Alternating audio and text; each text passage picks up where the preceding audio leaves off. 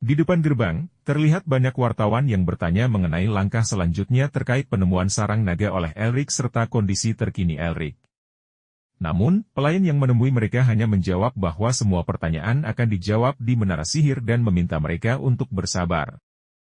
Kembali ke dalam rumah, seorang pelayan melaporkan kepada Sean bahwa ia telah menenangkan para wartawan dan memperingatkan bahwa jika kebohongan mereka terbongkar, baik keluarga maupun akademi tidak akan bertanggung jawab. Sean dengan tenang menanggapi, mengatakan bahwa Elric telah mempersiapkan rencananya sendiri. Saat Sean dan pelayan tersebut tengah berbicara, tiba-tiba pintu ruangan ditendang. Ternyata, kakak Sean, Tasha Rester, datang untuk mengunjungi adiknya. Tasha termasuk salah satu penyihir terhebat dan paling muda yang pernah mendapatkan gelar itu. Selain menjenguk adiknya, ia juga ingin bertemu dengan Elric untuk bertanya mengenai sarang naga. Beruntung, Sean berhasil memberikan alasan yang dapat dipercaya oleh kakaknya. Sebelum pergi, Tasha berpesan bahwa jika Elric sudah membaik, Sean harus segera memberitahunya. Di kawasan masyarakat, terlihat Elric sedang mengamati koran yang dijual. Di koran tersebut, terdapat foto kepala dekan yang telah disebutkan sebelumnya. Sementara itu, di dalam ruangan dekan, seorang murid mengucapkan selamat kepada kepala dekan karena akan segera menjadi kepala sekolah. Namun, dekan itu berkata bahwa dirinya belum resmi menjadi kepala sekolah. Dia lalu bertanya tentang keadaan Elric. Murid tersebut mengatakan bahwa Elric setiap hari bersusah payah untuk bertahan hidup, yang membuat kepala dekan semakin senang. Ia berharap bahwa jika Elric mati, Akademi Usdon akan berada sepenuhnya di bawah kendalinya. Dekan itu pun memerintahkan muridnya untuk terus mengumpulkan informasi di luar akademi. Pada malam hari, terlihat Elric menggunakan kekuatan Mind Eye-nya dan menemukan sisi lain dari dunia ini. Dengan sedikit memanfaatkan kekuatan dari hati naga, Elric mampu menggunakan sihir tanpa perlu melafalkan mantra, serta melompat sangat tinggi ke atap rumah warga. Di sana, Elric berkata pada dirinya sendiri bahwa ia sudah siap untuk melengsarkan Barracks dan membalas dendamnya. Di atas atap, Mephisto mengejek Elric karena hanya bisa menggunakan sihir sederhana. Namun, Elric tidak memperdulikannya, yang membuat Mephisto semakin marah. Elric lebih fokus mengembangkan sihir dari hati naga. Dengan pengetahuan yang ia miliki, ia mampu menemukan sihir baru, bahkan bisa menggunakan dua sihir sekaligus. Mephisto terkejut melihat Elric mampu melakukannya, karena bahkan keturunan terbaik Malfinger, musuh alami para demon, hanya bisa menggunakan satu sihir dalam sekali waktu. Tidak ada yang seperti Elric. Mephisto lalu teringat bahwa ada seseorang dari keluarga Malfinger yang pernah bisa menggunakan dua sihir sekaligus, leluhur dari keluarga tersebut. Mephisto mulai berpikir bagaimana caranya agar Elric tidak semakin kuat, sehingga ia bisa mengambil alih tubuh Elric di masa depan. Sementara itu, Elric merenung. Jika ia ingin menjadi lebih kuat, ia harus menemukan seorang guru yang dapat mengajarkannya sihir. Namun, ini akan sulit karena akademi sudah dikuasai oleh Barracks, alias kepala dekan. Saat mendarat di tanah, Elric terpikir ide, mengapa tidak meminta Mephisto untuk mengajarkan sihir? Mephisto tampaknya cocok untuk itu. Namun, Elric tahu Mephisto tidak akan menerima permintaannya dengan mudah. Bahkan setelah Elric menawarkan untuk membuatkan wadah bagi Mephisto, ia tetap menolak dan berharap Elric akan mengemis padanya agar bersedia menjadi gurunya. Alih-alih mengemis, Elric malah mengancam Mephisto, mengatakan bahwa Mephisto tidak akan mendapatkan apapun jika terus bersikap keras kepala. Kesal dengan Mephisto yang terus mengomel, Elric menggunakan sihir perintah untuk membuat Mephisto diam. Bahkan, ia menggunakan sihir perintah lagi agar Mephisto bertingkah imut, yang membuat Elric merasa jijik dan hampir muntah. Mephisto tetap teguh pada pendiriannya, berharap bahwa Elric pada akhirnya akan memohon kepadanya untuk diajari sihir. Namun, beberapa hari berlalu, dan Elric tidak menunjukkan tanda-tanda akan memintanya. Sebaliknya, Elric memberikan sebuah buku kepada Mephisto, memintanya menuliskan sihir yang bisa dia ajarkan. Sebagai imbalannya, Elric akan melepaskan sihir perintah yang telah ia gunakan pada Mephisto. Akhirnya, Mephisto menyerah dan mulai menuliskan sihir yang ia tahu dalam buku tersebut. Sesuai janjinya, Elric melepaskan salah satu sihir perintah. Setelah melihat buku itu, Elric meminta Mephisto untuk menuliskannya lebih detail lagi. Sebagai gantinya, Elric menawarkan untuk melepaskan sihir perintah, Mute, selama 3 hari. Mephisto pun setuju, tetapi di balik itu, ia menyelipkan beberapa catatan yang mengarahkan Elric untuk mempelajari sihir hitam. Mephisto berharap bahwa dengan banyaknya sihir hitam dalam tubuh Elric, ia bisa dengan mudah mengambil alih tubuh Elric. Beberapa hari kemudian, Elric telah menguasai semua sihir yang dikuasai Mephisto. Namun, Mephisto merasa heran mengapa tidak ada tanda-tanda Elric menggunakan sihir hitam. Ternyata, Elric sudah menyadari rencana licik Mephisto dan tidak serta-merta mengikuti semua instruksinya. Mephisto, yang kini kehabisan trik, mengatakan bahwa Elric bisa menjadi lebih kuat jika menyempurnakan sihirnya di medan perang. Perkataan Mephisto mengingatkan Elric pada pesan dari ayahnya. Cerita kemudian membawa kita ke masa lalu, saat ayah dan kakak Elric masih hidup. Ayahnya, yang sakit parah akibat efek peperangan melawan demon, pernah berpesan kepada Elric bahwa jika ia ingin bertambah kuat, ia harus mengasah sihirnya di medan perang. Sebelum kematiannya, ibu Elric juga meninggalkan pesan kepada kakaknya untuk selalu menjaga Elric, sementara ayahnya berpesan kepada Elric bahwa ia tidak perlu menjadi seorang penyihir. Kembali ke masa kini, Elric bertekad untuk terus bertambah kuat. Setelah berpikir sejenak, ia memutuskan tempat yang tepat untuk mengasah sihirnya saat ini, dataran tinggi Yeti, habitat para Yeti. Elric terlihat sedang membersihkan diri dan mengubah penampilannya agar tidak dikenali oleh orang lain. Kita beralih ke sebuah kantor pemandu, di mana seorang pria memberikan informasi kepada Elric bahwa ia bisa bergabung dengan kelompok orang-orang yang juga menuju dataran tinggi Yeti. Setelah mengamati grup tersebut, Elric mengetahui bahwa di dalamnya terdapat 4 herbalis, 3 pemburu, dan 5 orang yang menyembunyikan kekuatan mereka. Kelompok ini dipandu oleh seorang anak kecil yang sangat cerewet, hingga membuat Mephisto ingin merobek mulutnya. Sesampainya di dataran tinggi Yeti, Mephisto merasa tempat itu sangat familiar. Ternyata, di masa lalu, Mephisto pernah berhubungan dengan para Yeti, yang juga memiliki seorang pemimpin. Sayangnya, pemimpin tersebut telah meninggal, dan makamnya mungkin telah dicuri oleh manusia.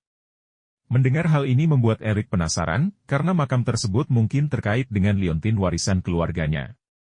Sebelum meninggal, ayah Elric pernah berpesan agar ketika Elric dewasa dan menjadi penerus keluarga, ia harus pergi ke dataran tinggi Yeti untuk menemukan warisan keluarga. Karena malam telah tiba, anak kecil itu meminta mereka semua untuk beristirahat dan melanjutkan perjalanan keesokan harinya. Sambil mengamati 5 orang yang menyembunyikan kekuatan mereka, Elric berpendapat bahwa mereka tidak mengincar dirinya, melainkan sedang melindungi seorang wanita bangsawan. Di tengah keributan ketika salah satu dari mereka memanggil wanita itu, Nona cantik, tiba-tiba muncul seseorang yang memperingatkan mereka untuk segera berlari. Pria tersebut memerintahkan mereka untuk segera berlari karena segerombolan Yeti akan menyerang. Benar saja, serangan para Yeti mulai bermunculan, menghantam mereka dengan ganas, menyebabkan beberapa dari mereka tewas seketika. Dengan menggunakan kemampuan matanya, Elric dapat melihat beberapa Yeti yang bersembunyi, bersiap untuk menyergap. Namun, sebelum Yeti tersebut sempat bertindak, Elric sudah terlebih dahulu menyerang mereka. Dengan sihir yang telah ia kuasai, Elric mampu mengalahkan mereka semua dengan mudah. Dari semua Yeti yang ia bantai ada beberapa yang cuman ia tangkap, karena ia bertujuan untuk mendapatkan informasi dari Yeti tersebut, di mana ia meminta Mephisto untuk menjadi penerjemah bagi dirinya ke Yeti tersebut, tapi bukannya menerjemahkan kata-kata yang diucapkan oleh Elric. Ia malah mengajar Yeti tersebut untuk menyerang Elric dan untungnya Elric sadar dan langsung membunuh Yeti tersebut, karena ulah dari Mephisto ia diubah lagi oleh Elric menggunakan sihir perintah agar bersikap imut. Akhirnya Elric menggunakan sihir penerjemah agar bisa memahami bahasa Yeti dan memintanya untuk menunjukkan tempat mereka, dan di tempat lain terlihat wanita bangsawan dan para penjaganya yang ternyata selamat dari penyerangan para Yeti. Kita berpindah di halaman desa para Yeti terlihat banyak sekali Yeti yang berkumpul di mana Elric tidak ingin bertarung dan hanya ingin berbicara dengan kepala suku mereka atau pemimpin mereka, dan tak lama kemudian pemimpin mereka datang dan langsung menanyakan nama dari Elric. Setelah ia tahu nama belakang dari Elric, ia menceritakan legenda dari desa mereka, di mana pemimpin mereka mengakui seorang manusia sebagai temannya dan orang tersebut juga memiliki mata hijau seperti Elric dan sudah bisa kita tebak jika orang tersebut ada leluhur dari Elric. Kemudian kita dibawa ke pinggir jurang, di mana di bawah jurang tersebut terdapat rumah dari leluhur Elric, di mana secara turun-temurun para Yeti telah menjaga rumah tersebut, dan tanpa menunggu lama Elric langsung melompat ke bawah tebing tersebut. Menggunakan sihirnya, Elric berhasil turun ke bawah tebing dengan selamat. Benar saja, di bawah tebing itu terdapat sebuah rumah kecil. Saat Elric ingin membuka pintu rumah tersebut, ia menyadari bahwa pintu itu dilindungi oleh sihir. Awalnya, Elric berpikir cukup dengan mengalirkan mana, namun itu tidak berhasil. Ketika Elric menggunakan liontin miliknya, barulah pintu tersebut terbuka. Begitu masuk, Elric terkejut karena ternyata rumah itu sangat luas dan penuh dengan buku-buku sihir, sesuatu yang membuatnya sangat senang. Saat Elric sedang memeriksa koleksi buku, ia menemukan sebuah buku sejarah keluarga Malfinger. Ketika ia membuka buku tersebut, tiba-tiba muncul banyak sekali kata-kata dan suara yang bergema.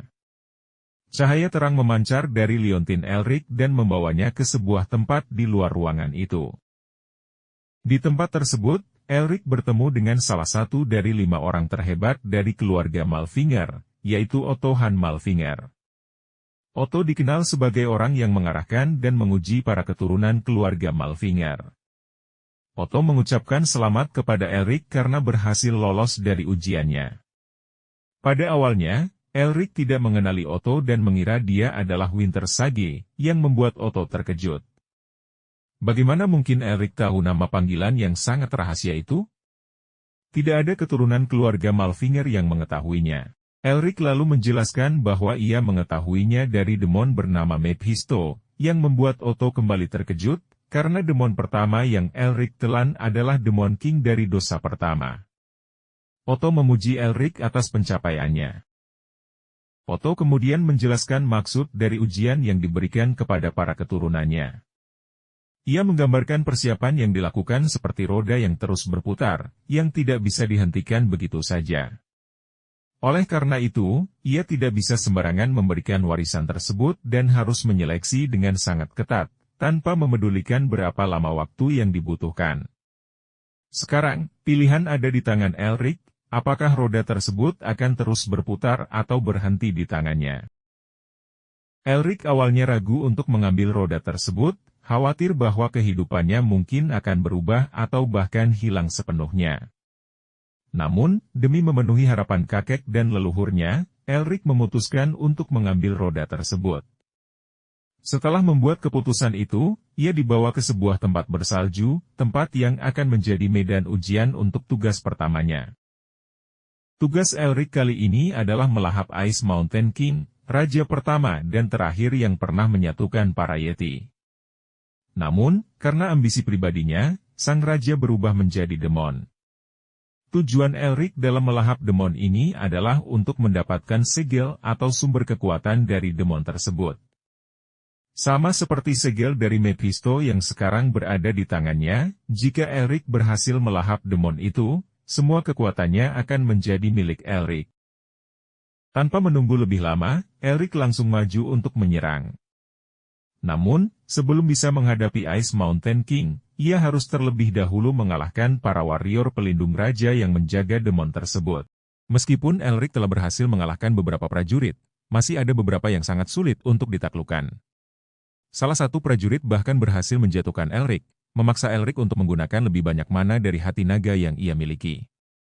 Dengan kekuatan ekstra tersebut, Elric akhirnya berhasil mengalahkan prajurit itu dan melahapnya, serta mendapatkan segel miliknya. Setelah Elric memperoleh segel dari prajurit yang ia kalahkan, Otto menjelaskan bahwa untuk menggunakan kekuatan segel tersebut, Elric harus mengetahui nama asli dari demon yang ia lahap. Otto memberitahu Elric bahwa cara untuk mengetahui nama asli demon tersebut akan datang secara alami ketika waktunya tiba. Elric hanya perlu merasakannya. Benar saja, dengan ketenangannya, Elric berhasil merasakan dan menemukan nama asli dari demon yang ia lahap, yang memungkinkan Elric untuk mengakses dan menggunakan kekuatan demon tersebut. Ia pun langsung menyerang dengan kekuatan barunya. Namun, karena kelelahan dari pertarungan yang intens, Elric akhirnya pingsan. Saat Elric terbangun, ia mendapati dirinya kembali berada di ruangan dengan Mephisto di hadapannya. Elric segera membahas tentang segel di tangannya dan menanyakan nama asli Mephisto, karena mengetahui nama asli seorang demon akan memberikan kendali atas kekuatannya. Namun, Mephisto tidak mau memberikan namanya begitu saja, karena itu akan berarti menyerahkan kelemahannya pada Elric. Setelah gagal mendapatkan nama asli Mephisto, Elric mengalihkan pembicaraan ke Ice Mountain King. Ia tahu bahwa Mephisto pernah memiliki hubungan dengan raja tersebut. Awalnya, Mephisto menolak berbicara, tetapi setelah negosiasi panjang, ia akhirnya setuju untuk memberitahukan informasi yang diminta Elric. Kembali di tempat Ice Mountain, Elric kembali menyerang sambil mendengarkan penjelasan dari Mephisto. Mephisto menjelaskan bahwa kekuatan segel memiliki 5 peringkat, yaitu Common, Advance, Precious, Unique, dan Mythic, yang didasarkan pada kelangkaan segel tersebut. Saat ini, Elric berada di peringkat Precious bintang 1, sementara Ice Mountain King berada di peringkat bintang 10. Meskipun mengetahui perbedaan kekuatan yang besar, Elric tidak merasa gentar. Sebaliknya, ia menjadi semakin bersemangat dan maju untuk berhadapan langsung dengan Ice Mountain King.